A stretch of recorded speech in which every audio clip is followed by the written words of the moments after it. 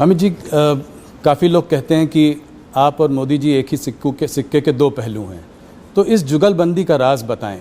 कैसे केमिस्ट्री? कहना ठीक नहीं है। मोदी जी और कार्यकर्ता दोनों एक सिक्के के दो पहलू हैं।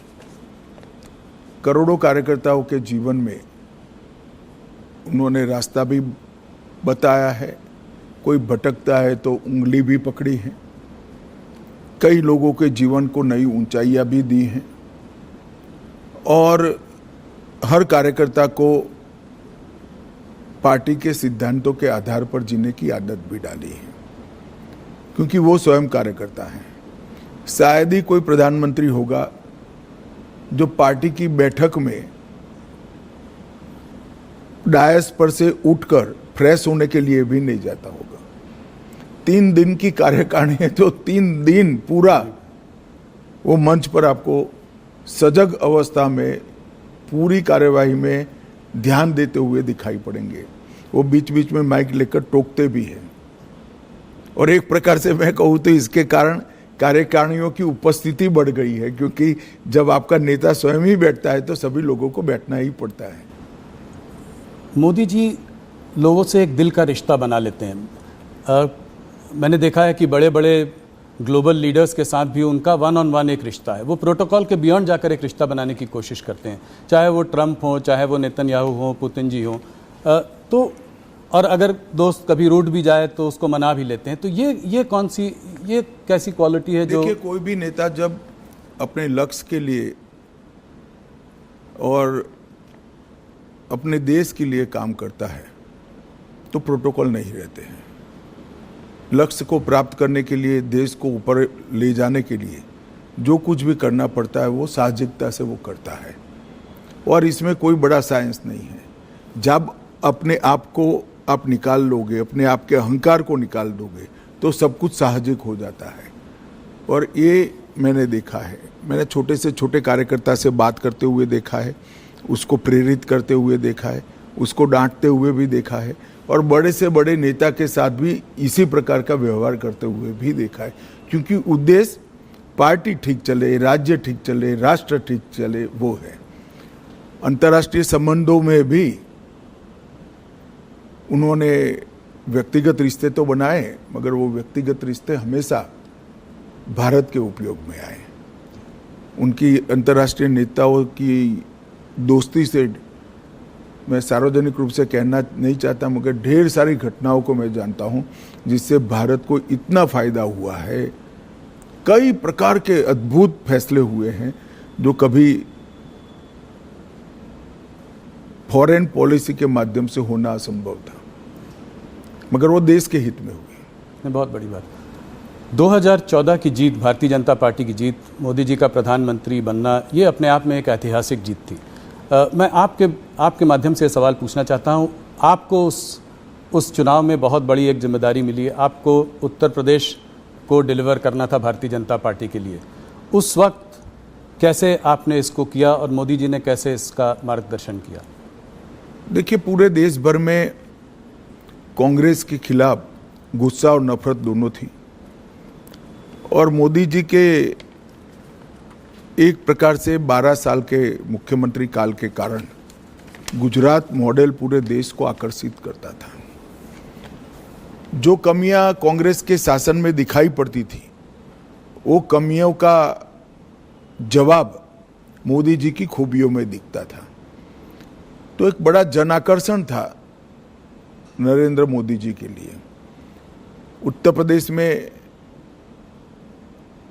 मेरे लिए जिम्मेदारी ये थी कि संगठन ठीक ठाक कर इस लोकप्रियता को वोट में कन्वर्ट करना और वोट को मतपेटी के अंदर कैद करना। और उत्तर प्रदेश में जातिवाद से ऊपर उठकर देश के हितों के लिए वोटिंग की पैटर्न लोगों के दिमाग में ठसाना। और मुझे लगता है कि भारतीय जनता पार्टी उत्तर प्रदेश में सफलता के साथ ये कर सकी थी। हमने मोदी जी देश बदल सकते हैं ये विश्वास भी खड़ा किया। देश बदलेगा, देश बदलना है तो उत्तर प्रदेश को बदलना ही पड़ेगा।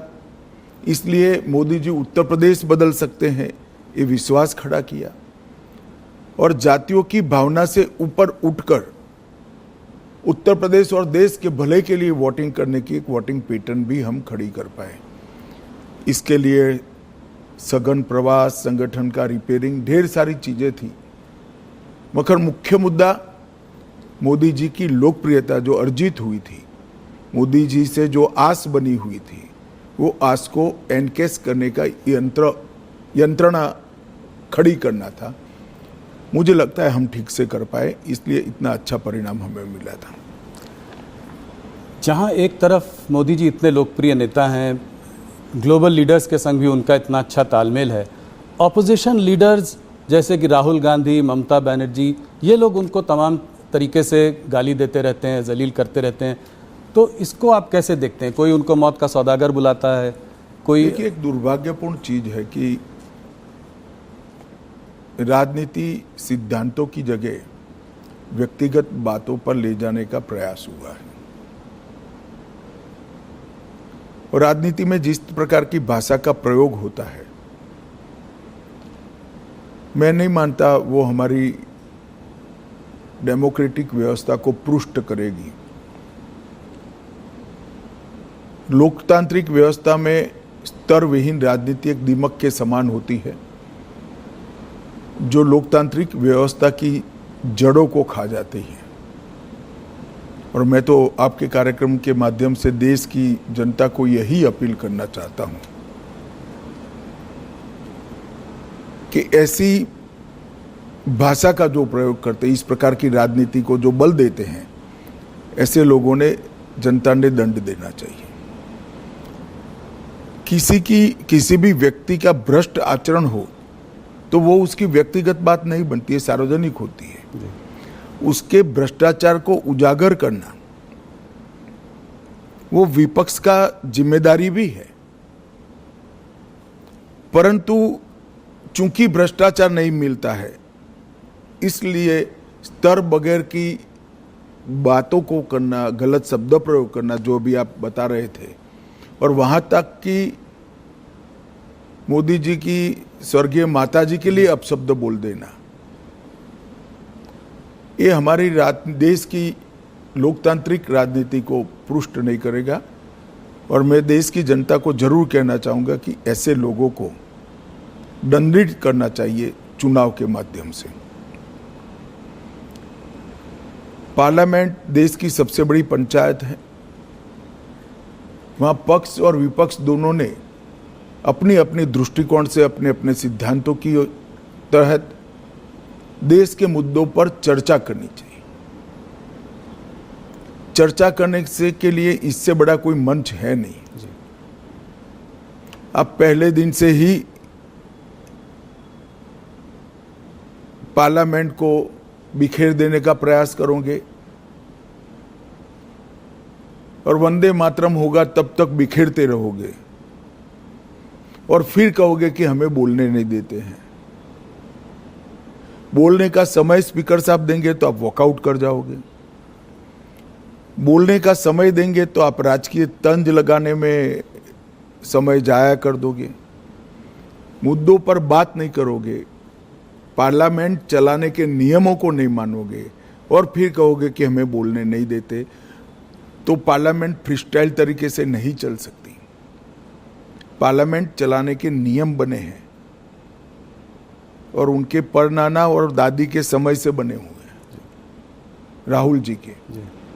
उस नियमों से ही पार्लियामेंट चल सकती है और आदर्श सांसद वो ही होता है कि वो जो नियमों के फ्रेमवर्क में अपनी बात को सटीक तरीके से रख पाए। खैर, मेरी ये सब बातों का असर नहीं होने वाला है, मगर मैं देश की जनता को ये कहना चाहता हूं कि मोदी जी ने